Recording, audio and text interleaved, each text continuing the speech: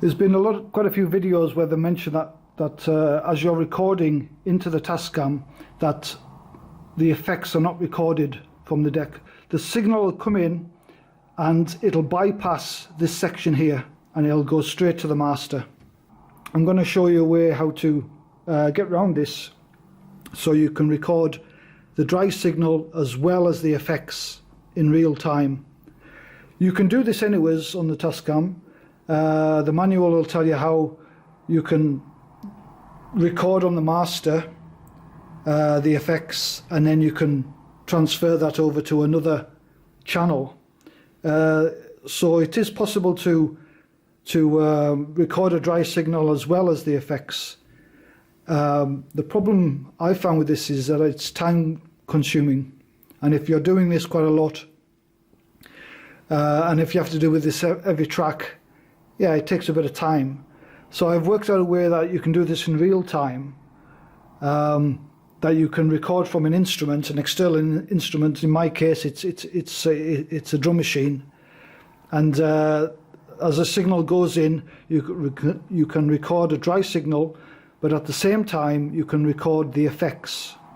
I have my drum machine connected up to my Tascam, and the important thing is these two leads here, the blue and the yellow, they go out from the control room and they go into channels 17 and 18.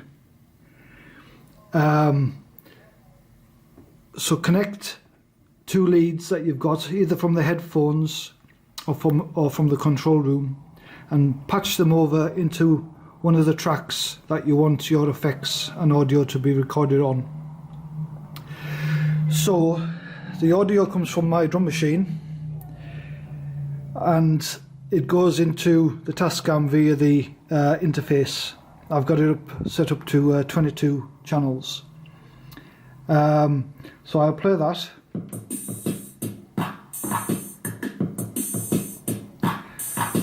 Yep. And then, I don't know if you can see the screen down here. What you need is a good level on your input, which for me is 19 and 20. It needs to go, there's a line up here, you need to get it right up to the top. I think it's minus 12 decibels. Yeah. And that means there's a good signal going in. As I say, the audio goes into 19 and 20, which is the red and green leads.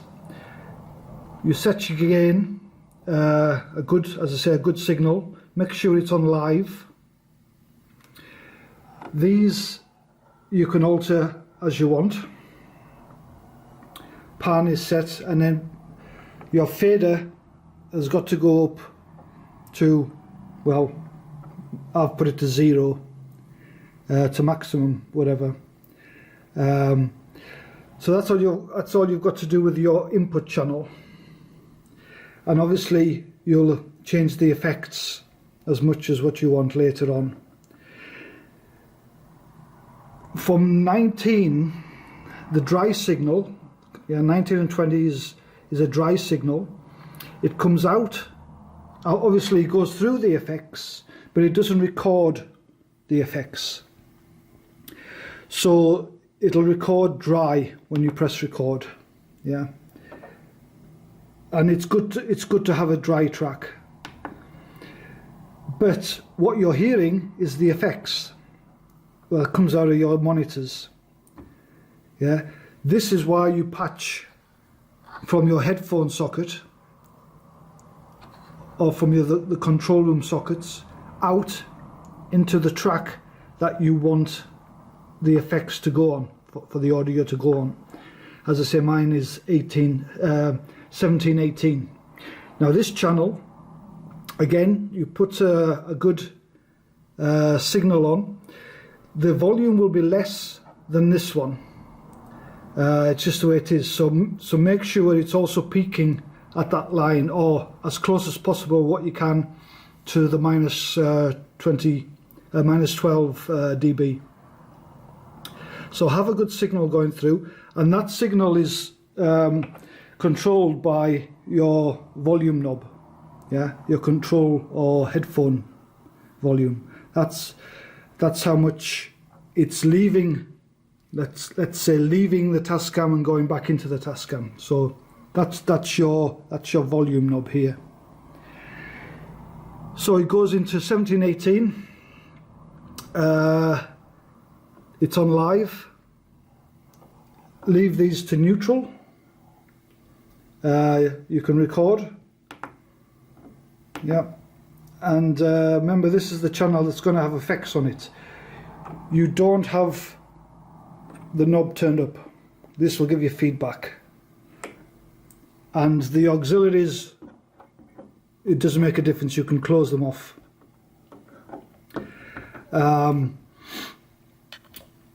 So when you play your audio source, the drum track, I'm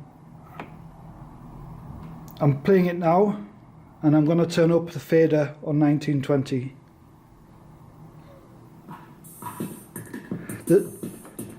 There's no effect on this at the moment.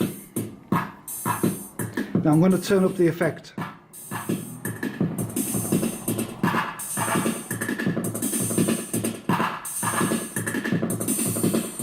Okay, right, so what I'm going to do next is, because I can't turn up the volume on the effects channel, because it'll feed back, I'm just going to record, and then I'll play it back and let you hear.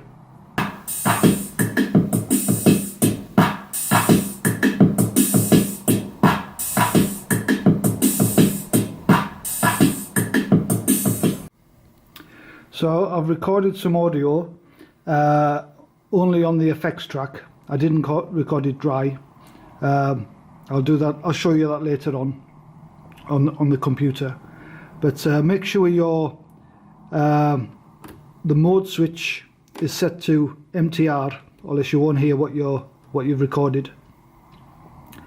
And all you have to do is press play and turn up the slider.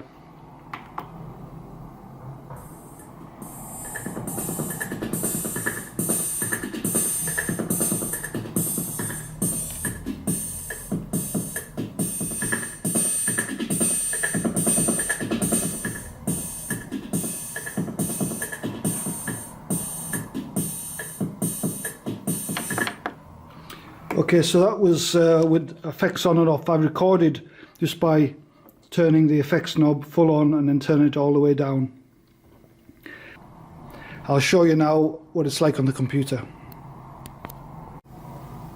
Also remember, when you play back from the computer on the Tascam, by default the playback is from channels 1 and 2. So if you're not hearing anything back from your computer, turn up channels 1 and 2 and have your mode setting to PC. So what we have here are 3 tracks. The first track is the effects, the internal Tascam effects. The second one is the dry signal, and the third track is an auxiliary track. I have an effects box, and I routed the augs from the Tascam out to the effects and back into the Tascam, and I can show you what to do with that later on. So I'll play you the effects first, the effects channel first.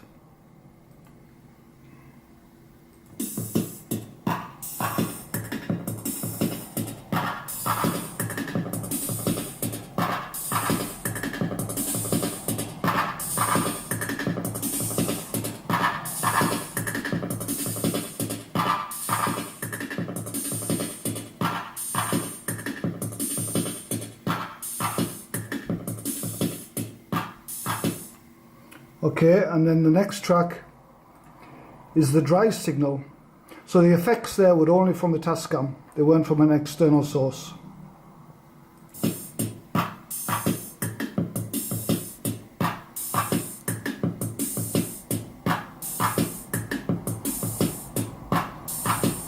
Yeah, that's a dry signal. I don't know if you can see, I'll try and zoom in,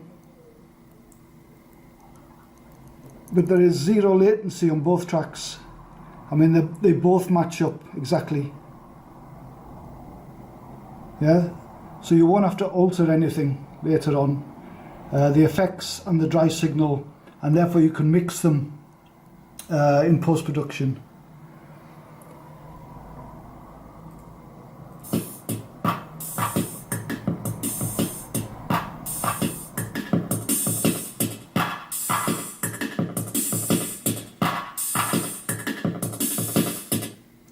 Okay, the way I set this up is that if you go to the panel up here, the track with the effects, I'll put it on stereo because I'm using two inputs, and if you go down to 17 and 18, that's where I'm routing my audio to. That's all you have to do. And on the dry signal, the original signal that comes from the drum machine, it's in 19 and 20. Okay, the auxiliary setup is pretty similar. Again, it comes from my drum machine. It goes into the Tascam via the interface setup. I've got it routed. The master out on the drum is going into track 10 of the Tascam. Yeah, you see the light. So we have a signal again. It's a good signal. Well, it could be better. I'll try and turn it up, but it doesn't matter because it's the augs work in a different way. Yeah, number 10. There we go. It's a mono signal number 10. That's the drum, and I'm going to turn it up. That's a dry signal. Now with the augs, if you turn up the master, aux sends, so the signal flow is from the drum into the Tascam.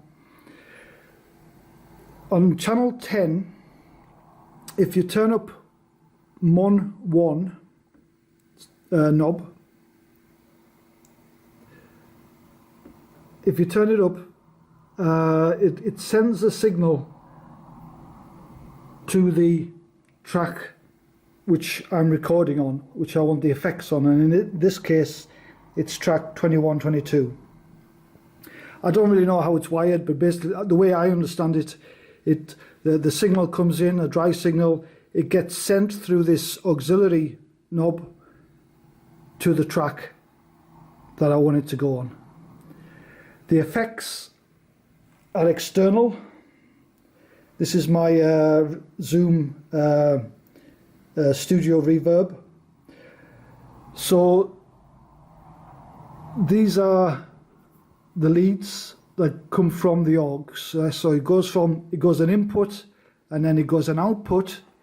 It goes into my Zoom, and from the back it goes back into the Tascam, and I've routed it into track 21, 22.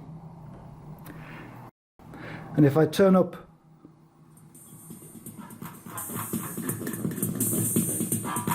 I've put a lot of effects on just for the sake of it, but yeah, these are down.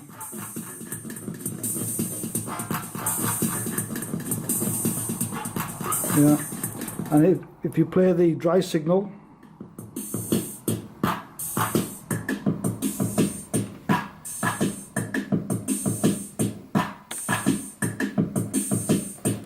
'21, '22.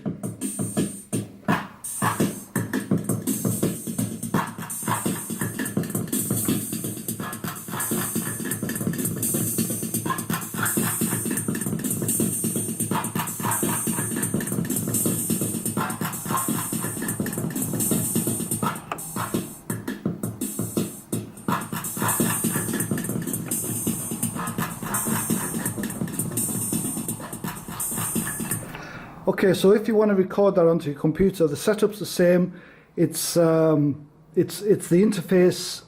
The track here is routed to channels 21, 22. And that's all you have to do. I recorded some just to let you know that it does record.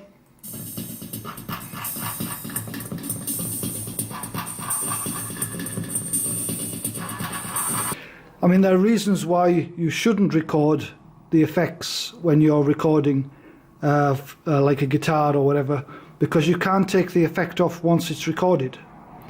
It's better to add the effects in post-production when you're putting everything together and balancing everything out. That's when to add the effects, really. But if there are circumstances where you need or want to record the effects wet, but also have a dry signal as well, and then even if it's just for reference, you know, like that ping pong effect, it's actually an instrument itself. It makes the instrument unique, so you don't want to lose that as you're recording, and you would lose it you know, the next day or 3 weeks later. You just can't remember what you did.